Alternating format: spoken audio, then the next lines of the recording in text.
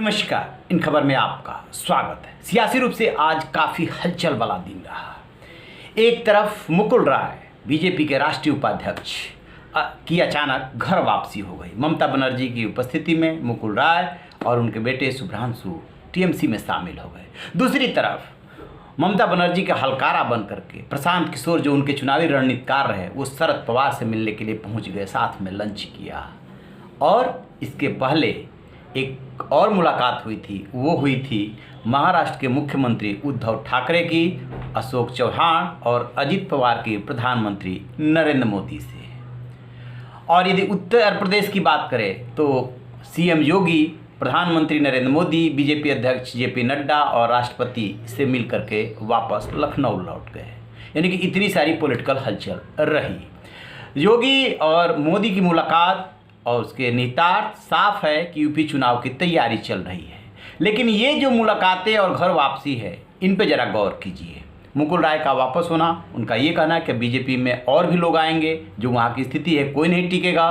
प्रशांत किशोर का शरद पवार से मिलना, और उद्धव ठाकरे आए तो थे मराठा आरक्षण को लेकर के अपने दो सहयोगियों के साथ प्रधानमंत्री से मिलने के लिए, लेकिन खास बात रही कि उसके बाद शिवसेना के सुर बदल गए। अब इसके निहितार्थ तो निकाले जाएंगे, क्या हो सकता है। देखिए, शरद पवार अपने कार्यकर्ताओं से कल फेसबुक लाइव थे। उन्होंने कहा कि शिवसेना और एनसीपी साथ मिलकर के चुनाव लड़ेगी, एकदम मजबूत है। बाला साहब ठाकरे का उन्होंने हवाला दिया। लेकिन कांग्रेस से शिवसेना की नहीं पट रही है। सामना में जो संपादकीय लिखा गया है उसमें कांग्रेस की लानत मलानत की गई है। जितेंद्र प्रसाद के साथ जिस तरीके से कांग्रेस ने किया और छोड़ करके बीजेपी में शामिल हुए, जिस तरीके से संजय राउत ने प्रधानमंत्री नरेंद्र मोदी की तारीफ की कि पिछले 7 साल में मोदी के मजबूत नेतृत्व की वजह से बीजेपी जीतती आई है। संजय राउत ये भी बोल रहे हैं, जो कल तक पीएम की और बीजेपी की आलोचना किया करते थे, कि मोदी, शाह और नड्डा जोड़ी अभी भी ये जो तिकड़ी है वो बहुत मजबूत है, चुनाव जीतना भी जानती है, लोगों को साथ जोड़ना भी जानती है, लोगों को हटाना भी जानती है, उसे हर रणनीति आती है। और उद्धव ठाकरे का ये कहना कि हम अलग ही तो हुए हैं, रिश्ते थोड़े खत्म हुए हैं। फिर जब उनसे सवाल पूछा गया तो ये तक उन्होंने कह दिया कि नवाज शरीफ से थोड़े मिलने गया था। अब इसके बाद सवाल उठ रहे हैं कि क्या शिवसेना फिर से बीजेपी के साथ आ सकती है क्या? महाराष्ट्र में सब कुछ ठीक नहीं चल रहा है क्या? देखिए, जब बेमेल गठबंधन होगा, चाहे जम्मू कश्मीर में बीजेपी का हुआ था पीडीपी के साथ, और चाहे महाराष्ट्र में हुआ है, इसको बेमेल गठबंधन ही माना जाएगा। शिवसेना ने, जो बीजेपी ने उसके साथ वादा खिलाफी की सीएम पोस्ट को लेकर के, उसकी वजह से नाराज होकर के वो एनसीपी और कांग्रेस के साथ चली गई। कांग्रेस के से उसकी पट नहीं रही है और एनसीपी जैसा चाह रही है वैसा उद्धव ठाकरे से करा रही है। तो कहीं ना कहीं उद्धव ठाकरे भी अपने को जकड़ा हुआ पा रहे हैं, क्योंकि स्वाभाविक दोस्ती और वैचारिक मेल तो उनका बीजेपी के साथ ही है। अब चूंकि होता है ना, जब दोस्त अलग होता है तो वो अंदर की भी बातें जान रहा होता है, और वो जो दुश्मनी होती है, सियासी दुश्मनी, वो बहुत चुभती है। वही शिवसेना और बीजेपी का रिश्ता है। अलग तो हो गए हैं, लेकिन एक दूसरे से वैचारिक रूप से या पुराने दिनों को याद करके अलग नहीं हो पा रहे हैं। वही उसी के उद्गार को व्यक्त किया था उद्धव ठाकरे ने।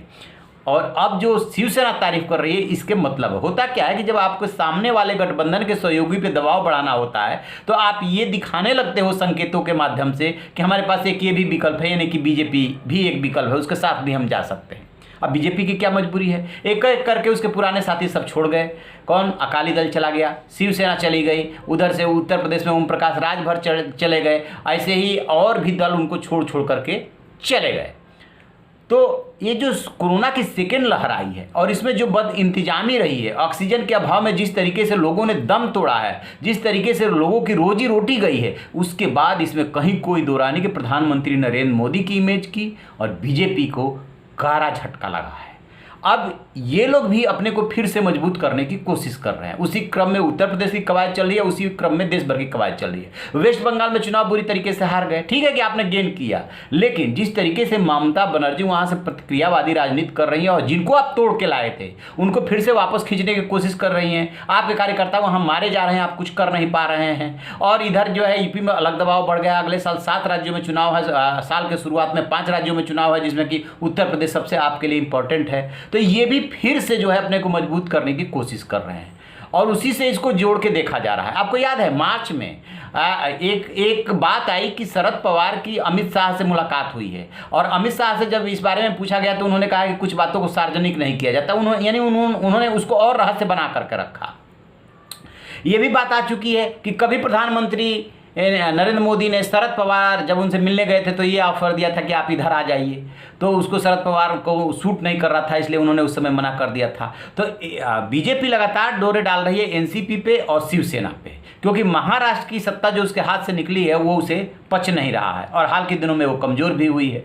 तो शिवसेना के सुर जो बदले हैं, संजय राउत के जो सुर बदले हैं, और उद्धव ठाकरे संजय राउत जिस तरीके से प्रधानमंत्री की तारीफ कर रहे हैं उसके राजनीतिक मायने तो हैं, लेकिन इतना जल्दी कुछ होने वाला है अभी ऐसा नहीं दिख रहा है। जो इनकी प्रशांत किशोर की मुलाकात हुई है शरद पवार से, कहा जा रहा है कि थैंक्स गिविंग के लिए गए थे जिन्होंने ममता बनर्जी का साथ दिया था।